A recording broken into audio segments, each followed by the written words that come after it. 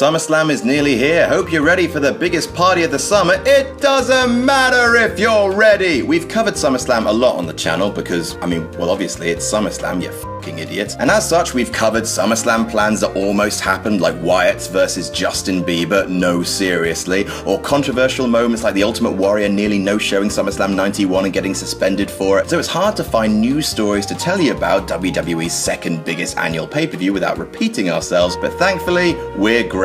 Honorable mention, WWE would like you to forget that the main event of SummerSlam 2004 featured Chris Benoit. I know it's a huge thing to forget, but I don't want to keep doing entries about Benoit in these forget videos because you guys know what happened. Anyway, I'm Adam from WhatCulture.com and here are 10 things WWE want you to forget about SummerSlam. Number 10, the first ever SummerSlam match ended in a draw. SummerSlam 1988. The first ever Slam had some huge moments, biggest of all, the Ultimate Warrior destroying the Honky Tonk Man. How do you close the first ever SummerSlam? Why? With the Mega Powers versus the Mega Bucks. Hogan, Savage, Andre, DiBiase, Miss Elizabeth's bum. All the big stars were out. It was truly a main event worthy of an institution. But what about the first match? That was a tag match pitting the British Bulldogs versus the Fabulous Rougeau brothers, which ended in a time limit draw. The British Bulldog threw the Dynamite Kid onto Jacques Rougeau and the pin was set to be counted when the bell rang seemingly out of nowhere. Then the draw was announced and the fans went from confusion to boos. Now don't get me wrong, the first match was good and non-finishes have their place when building a feud, but to end the first ever SummerSlam match on a pay-per-view no less with the fans loudly rejecting the result is something to leave off the SummerSlam highlight reel. Number 9, SummerSlam 1992 was taped. 80,355 fans packed into the Wembley Arena in 1992 to see the first and only Big Four WWE pay-per-view emanating from the UK. It's an absolutely treasured edition of SummerSlam, especially over here obviously, where the British Bulldog holding the belt has replaced the Queen on our £10 notes. However, what you may not know is it took place on a Saturday. It's one of the few pay-per-views in WWE history that wasn't live. Now, if you hear WWE talk about their pay-per-views, they will always mention how they are live, exclusively on pay-per-view or on the WWE network for an undisclosed sum. It's something we've heard for the past 30 years. They like to drive that point home because it's their way of telling fans that what they're going to see is happening right as they're watching it. When companies tape shows and show them a few days later, they don't brag about it. And with the internet being the box of vicious frogs that it is, taping a major show like SummerSlam, especially one with a huge finish, is absolutely unthinkable. Number 8, Flair versus Savage. Randy Savage fought Ric Flair for the big championship not once but twice at Big Vincent's House of Incidents. On tape, they fought each other for the belt all the bloody time on house shows in 1992, mostly with Ric Flair losing via DQ. They fought once at WrestleMania 8 with Savage beating Flair and one more time on Prime Time Wrestling with Flair beating Savage. But what you may not know, and what WWE may want you to forget, is that they were scheduled to clash 3 years earlier. Originally, Vince wanted, as the main event of the first SummerSlam, Ric Flair to challenge Randy Savage for his WWF Championship. However, in his book, To Be the Man, Flair said he felt indebted to the National Wrestling Alliance, who'd made him a megastar, and he rejected WWF to stay with the NWA. As big as the Mega Powers versus the Mega Bucks was, Flair versus Savage, peak Flair at that, could have been even bigger, and it stings that Flair wouldn't come over to the company. Number 7, Michaels Razor 2 was almost Michael's Sid. 1995 was a difficult year for SummerSlam. It was aging awkwardly with weird tufts of hair sprouting all over its body, and it had started getting weird, erotic thoughts. It was a clumsy, ineffective event on the most part, headlined by Diesel versus King Mabel, off-cited as the worst main event in the institution's history. However, it did have one shining jewel in its crown: Shawn Michaels versus Razor Ramon 2, the rematch of the stellar ladder match they had at WrestleMania 10. However, that wasn't the match originally planned. Instead, it was meant to be Shawn Michaels versus Sid, continuing their rivalry from WrestleMania 11. That match was actually advertised as well before it got changed. Now, the match wouldn't have been bad. The two men had a good match at Survivor Series 1996, for example, but evidently Vince looked at his card and knew it needed something special. SummerSlam 95 being in such a position that they needed to parachute a ladder in to save the day is not exactly something to be proud of. Number 6, the Mountie getting sexually assaulted in prison. In 1991, the Mountie, aka the least polite Canadian of all time, the guy who had a habit of shouting and tasering people while comedy electricity sound effects would play, he fought the Big Boss Man in a jailhouse match, a stipulation for which dictating that the loser would have to spend a night in jail. The Mountie lost and was hauled off to the pokey where a series of funny skits would play. He was bundled into the police car, kicking and screaming, ha ha ha. He refused to have his prints taken, but they took one off the middle finger he showed them, ha ha ha. Then a gay biker cornered him and heavily implied that he was about to sexually assault him against his will, and,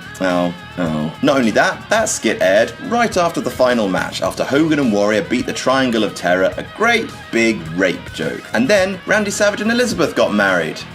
What? Sure, it was a, quote, difficult time, and the idea of men being, well, fucked against their will in prison was a bit more gigglesome than it is today, but still, it is very much not ideal. Number 5, Randy Savage and Elizabeth were already married. And speaking of SummerSlam 91, this is something we've recently covered in the SummerSlam Greatest Moments series, but not as many people watch that, so shut your damn mouths. It was a special moment, the wedding between Macho Man Randy Savage and his longtime manager Miss Elizabeth. The match made in heaven, they called it, a title given extra significance by the sad fact that neither of the couple are still with us today. It was a great moment and a rare example of a wedding not being ruined, if you don't count Jay Roberts hiding a snake in the wedding presents, but that didn't air live, so I don't. Now, what WWE might want you to forget about this moment is not just that Randy Savage and Elizabeth were already married in real life and had been for 7 years, but actually, at the time of the wedding, their real relationship was slowly coming to an end, with the two real-life divorcing just 1 year after tying the knot in public. Number 4, Jackass vs. Umaga. This one's weird. No, you see, Swerved is not the WWE's first dealing with the Jackass crew. Back on an episode of Raw in October 2006, Steve-O and Chris Pontius, move over Pacitti, he's the original party boy, were memorably beaten down by Umaga, who got legitimately pissed off that Steve-O ignored the script and laughed instead of selling the attack. WWE then planned to turn that incident into a major angle in the summer of 2007. The Jackass boys, including Pontius, Steve-O, Johnny Knoxville, Wee Man and Bam Margera, were set to clash with Umaga and possibly some other WWE stars in a big hardcore stunt match at SummerSlam. The company eventually backed down from the angle, possibly to avoid accusations of being crass and dangerous in the wake of the Benoit tragedy. The most incredible thing about this whole scenario? The Jackasses were booked to go over Umaga on the pay-per-view. Dumb, dumb, dumb.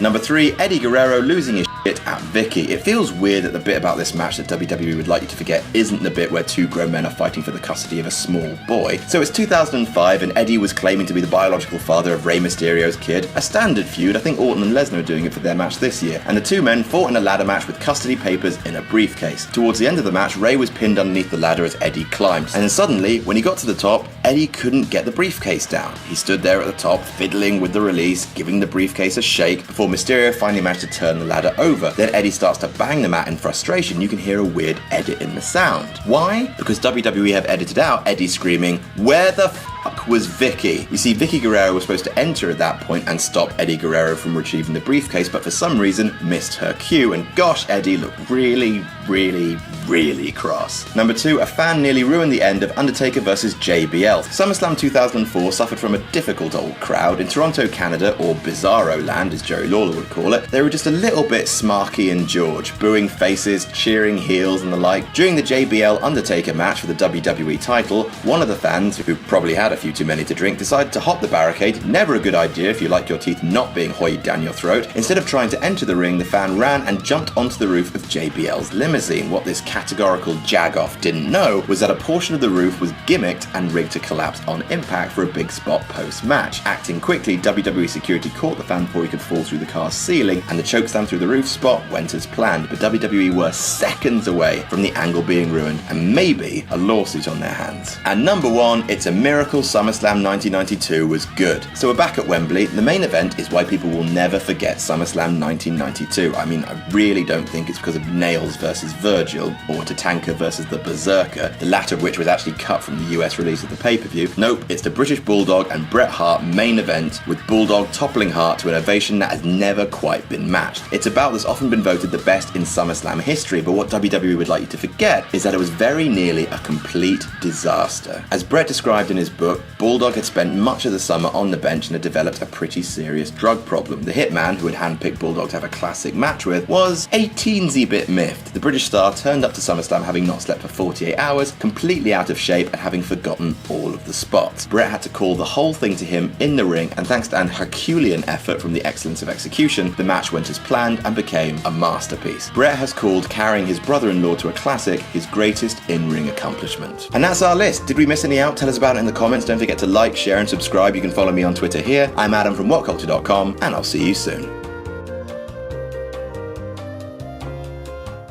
Were you one of the unlucky few who couldn't get tickets for July's WCPW tapings? Well, make sure you pick up tickets for August, as they're already extremely limited. On August 24th, we'll be presenting a special live pay-per-view quality show, WCPW Stacked, featuring Moose versus Joe Coffey, the debut of the Women's Championship, Will Ospreay versus Marty Scurll. The WCPW Championship will be on the line. There'll be Joe Hendry, Joseph Connors, Big Damo, El Ligero, Primate, Grado, Drew Galloway, EC3, and GM'd by Eric Bischoff. Not just that, but on the 25th, we'll also be holding loaded tapings featuring the Kurt Angle Invitational, a pinfall and submission elimination rumble to decide who gets to face the Olympic hero in October. Grab your tickets for August at wc.pw while you still can. The 2 days are looking absolutely stacked.